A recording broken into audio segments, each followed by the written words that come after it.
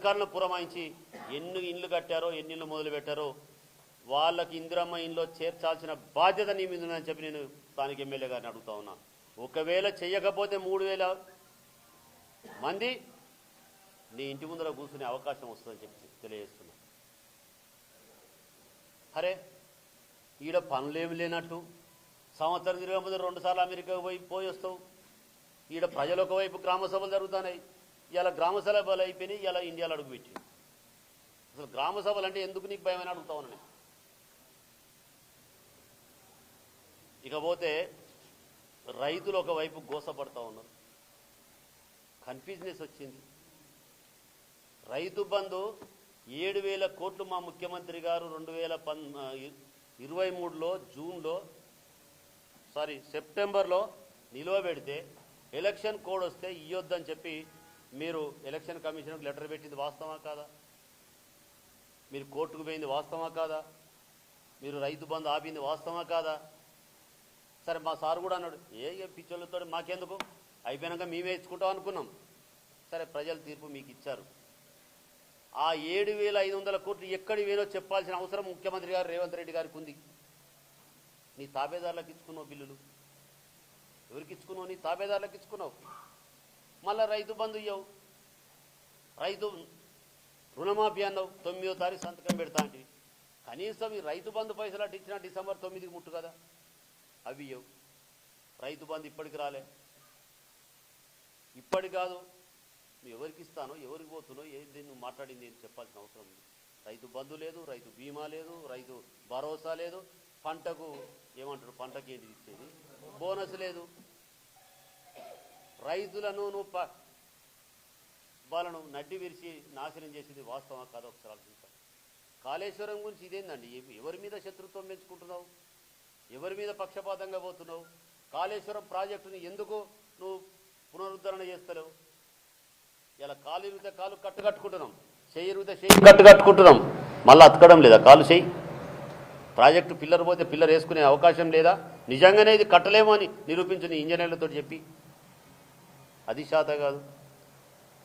నేను అవే కాదు ఇంకా అడగాలంటే ప్రభుత్వాన్ని చాలా ఉన్నాయి. నువ్వు 6 గ్యారెంటీలు 420 పథకాలలో ఏది చేసినావు చెప్పు. మేమనట్లే గ్రామ సభలనే మహిళలు మొత్తుకుంటాను, టీవీలల్లో పత్రికల్లో మొత్తుకుంటాను. నేను నిన్న మన వీడియోలు వాట్సాప్ చూస్తూ ఉన్నాం. ఒక్క బస్సు తప్ప మా శిఖలు మూడేసుడు తప్ప ఏం చేయలేదు అంటాను. ఏం చేసినావు? బస్సు ఇచ్చినావు, ఆడోళ్ళకి శిఖలు మూడేసినావు. ఏం న్యాయం చేస్తున్నట్టు? బస్సులు సరైన టైంకి వేయవు. ఎక్కడ పోవాలి? నిన్ను ఆమెను పట్టుకొని ఆయన మొగడు ఉండాలి బస్ స్టాండ్లో, ఇగొస్తుంది అగొస్తుంది. బస్సు రాదు, వీళ్ళు పోతే బస్సు నిండా మంది కొట్టుకోవడం తప్ప ఏం చేసినో చెప్పాల్సిన అవసరం ఉంది. నేను స్థానికంగా ఉన్నటువంటి ఎమ్మెల్యే గారిని అడుగుతూ ఉన్నా, మీరు గెలిచిన వెంటనే అంతకుముందు శాంక్షన్ అయిన పనులు రద్దు చేసిన ఎన్ని? నా టైంలో, మా ప్రభుత్వం టైంలో శాంక్షన్ అయిన పనులన్నీ నువ్వు రద్దు చేసిన ఎన్ని? రద్దు చేస్తాను, తిప్పించుకుంటాను, నిన్ను కలవగానే టెండర్ పెడతాను. దీని మర్మం ఏందో మాకు అర్థమవుతలేదు. అసలు పెండింగ్లో ఉన్న పనులు ఎందుకు చేయించలేకపోతాను? నేను అడుగుతున్న ముఖ్యంగా సర్పంచులు, ఎంపీటీసీలు, స్థానికంగా ఉన్నటువంటి నాయకులు గ్రామాన్ని అభివృద్ధి చేయాలని, గ్రామాన్ని పరిశుభ్రంగా చేయాలని, ఒక శ్మశాన వాటిక కట్టాలి, ఒక డంప్ యార్డ్ కట్టాలి, గ్రామంలో క్లీనింగ్ ఉండాలి. పండుగ వస్తే పండుగకు జేబులకు వెళ్ళి పైసలు పెట్టుకొని ప్రభుత్వం నుంచి తర్వాత రాకపోతాని పెట్టుకున్న సర్పంచులు రేపో మాపో చనిపోయే పరిస్థితిలో ఉన్నది అలా ప్రతి గ్రామంలో, ప్రతి సర్పంచ్ది. వాళ్లకు డబ్బులు ఇవ్వకుండా నువ్వు ఏ విధంగా ఎలక్షన్ పెడతావో చూస్తాం మేము. ఇలా సర్పంచ్ల తరపున నేను అడుగుతా ఉన్నా, ఎంపీటీసీలే కావచ్చు, స్థానికంగా ప్రజాప్రతినిధులే కావచ్చు, ఇలా వాళ్ళు డబ్బులు ఇవ్వకుండా ఎలక్షన్ పోతా నీకు ముఖం ఉందా? అసలు ఎలక్షన్లు పోయే ముఖం ఉందా? ఇలా గ్రామ సభలో తేలుతా ఉంది, నీకు తెలుస్తూ ఉన్నారు.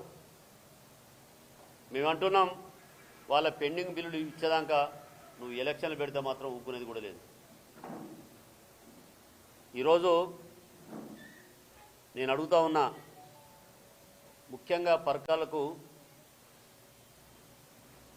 ఎంతో చిరకాల వాంఛ ప్రజలు ఈ పరకాల ప్రాంతం చుట్టూ ఉన్నటువంటి భూపాలపల్లి నియోజకవర్గం కావచ్చు, ఇటు కమలాపూరు అటువైపు కావచ్చు, హన్మకొండ జిల్లా కింద ఉన్నటువంటి మండలాలు కావచ్చు, ఇలా హాస్పిటల్కి వస్తే ఒక్కొక్క బెడ్ మీద 3-2 పడుకున్న సందర్భాలు ఇవాళ. అలాంటి సందర్భంలో చాలామంది కోరిక మేరకు, పరకాల ప్రజల కోరిక మేరకు గౌరవ మాజీ ముఖ్యమంత్రులు కేసీఆర్ గారి కాళ్ళు మొక్కి 100 పడకల ఆసుపత్రి తీసుకొస్తే దాన్ని పట్టించుకో, పని జరగదు. అతను ఇంకా బ్లాక్మెయిల్ చేయడం, అతన్ని బెదిరియడం, ఎందుకు పని జరుగుతలేదని చెప్పి ఈ సందర్భంగా అడుగుతా ఉన్నా. ఇలా వాస్తవంగా పరకాల ఎంటర్ అవుతానే పరకాల 100 పడకల ఆసుపత్రి ఒక కలలాగా ఉంటుంది. అది దాన్ని ఎప్పుడు చేస్తావో చెప్పాల్సిన అవసరం ఉన్నది. ఇంటిగ్రేటెడ్ మార్కెటు తెలంగాణ ప్రాంతంలో ఉన్నటువంటి ఎమ్మెల్యేలకు పోటీపడి, ఆ నియోజకవర్గాలకు పోటీపడి, మరి మనం ఎందుకు కట్టుకోవద్దు పరకాల్లో అని ఇంటిగ్రేటెడ్ మార్కెట్ నేను తీసుకొస్తే అది ఎందుకు పూర్తి చేయలేకపోతాను? వారికి ఎందుకు బిల్లులు ఇప్పించలేకపోతాను? నీకొచ్చే కట్నం మాత్రం ముందుగా వసూలు చేస్తాను, వాళ్ళకు వచ్చే బిల్లులు ఎందుకు ఇస్తలేమని చెప్పి అడుగుతా ఉన్నాను. అసలు ఇదేంది? విజిట్ పెట్టుకో, పని చేస్తావా లేదా చెప్పు. ఇలా అదొక్కటే కాదు, ఇలా ఎంతో కష్టాలకు నష్టాలు కోర్చుకొని టఫిట్కో నిధులు మున్సిపాలిటీకి తీసుకొచ్చి రోడ్లు కానీ డ్రైనేజీలు కానీ తీసుకొస్తే ఆ రోడ్లు క్యాన్సిల్ చేస్తాడు ఈయన. గౌరవ మా కౌన్సిలర్లు అందరూ పోయి లబో దిబో మొత్తుకొని ఆ వాడలో పట్టుకొని పోతే బెదిరిస్తాడు. ఏయ్ నువ్వు ఎక్కువ తక్కువ మాట్లాడితే నీకు రోడ్లు లేవు, డ్రైన్ లేవు పో అంటావు. పోనీ మా నిధులు మాకే, మా పరకాలకే పెట్టు.